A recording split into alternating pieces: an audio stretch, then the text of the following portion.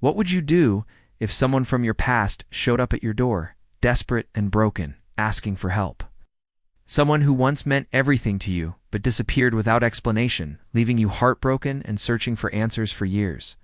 Well, that's exactly what happened to Daniel, a successful billionaire who thought he had moved on from his past. But life has a way of bringing people back when you least expect it, and what he discovered that day would change everything he thought. He knew about love, sacrifice, and the lengths someone will go to protect the people they care about. Picture this. It's a quiet evening, and Daniel is relaxing in his luxurious mansion. Everything seems normal until there's an unexpected knock at his front door. Now, when you're as wealthy as Daniel, unexpected visitors aren't exactly common.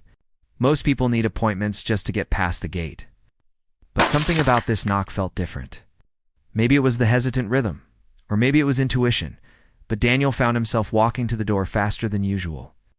When he opened it, the entire world stopped. Standing there, looking nothing like the woman he once knew, was Sasha. But this wasn't the vibrant, confident woman who had captured his heart 7 years ago. This was someone who looked like she'd been through hell and back.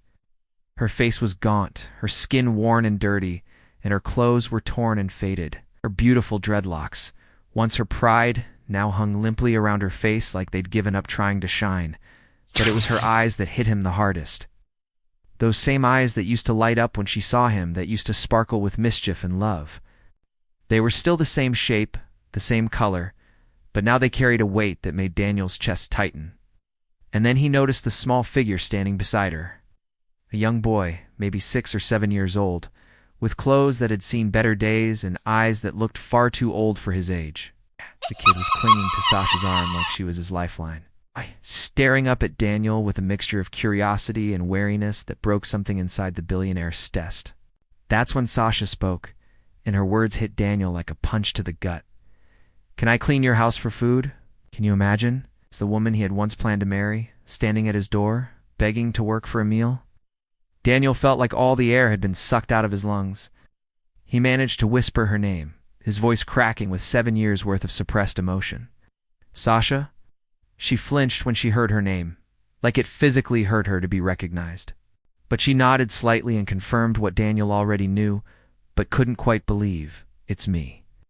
Now, here's where most people might expect anger, shouting, demands for explanations. And trust me, Daniel felt all of that bubbling up inside him. 7 years of wondering, 7 years of questions, 7 years of feeling abandoned and betrayed. But when he spoke, his voice was low and controlled, though you could hear the pain underneath. 7 years, he said, gripping the door frame so tightly his knuckles went white. 7 years you vanished without a word, and now you're here asking to clean my house. But Sasha's response stopped him cold. Her voice was barely above a whisper, hoarse and tired, but her words carried the weight of desperation. "I didn't come for you. I came for him." Her hand moved protectively to the boy's shoulder. "He's hungry." Daniel's eyes shifted to the child again, and he had to ask the question that was burning in his mind. "What S?" "His name, Malik," she answered simply. Then came the question that Daniel almost couldn't force out. "Is he mine?" The speed with which Sasha shook her head told him everything. "No, he's my nephew." Now Daniel's mind was racing. Her nephew. Where was her family? What had happened in those 7 years? And why was she standing here looking like she hadn't slept or eaten properly in weeks? His businessman's instincts kicked in, the part of him that had built an empire by being tough and uncompromising. "You shouldn't be here," he said sharply. "Ah!" But Sasha didn't back down. Her lips trembled, but she held his gaze. "Please, just some bread. I'll clean your floors, wash your windows, anything you want. I can't let him go another night without food." And that's when little Malik spoke up. His voice so small and brave it nearly shattered Daniel's heart. "Mom, I'm okay." But Daniel could see right through that brave little act. He noticed how the boy's skinny arms wrapped tighter around Sasha's waist. Like holding on to her was the only thing keeping him from falling apart. And in that moment, something inside the billionaire cracked. This wasn't the Sasha he remembered. The woman he'd fallen in love with had been full of life, confident, always ready with a laugh or a challenge.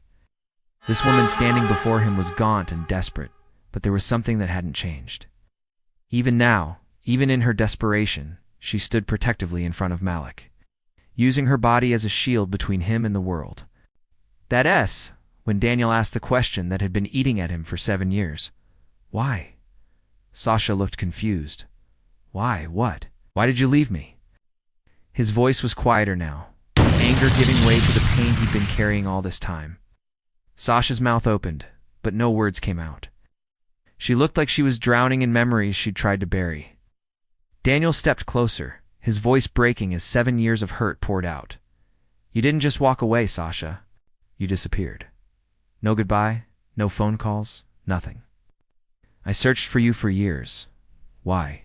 And that's when the tears started falling down her tired face. Her voice was barely audible when she finally spoke. I didn't leave because I wanted to. Then why? Daniel's voice cracked, his anger and pain colliding in his chest. Sasha took a shaky breath, and what she said next would change everything Daniel thought he knew about their past. Because if I had they would have killed you. Daniel stared at her, completely stunned. What are you talking about?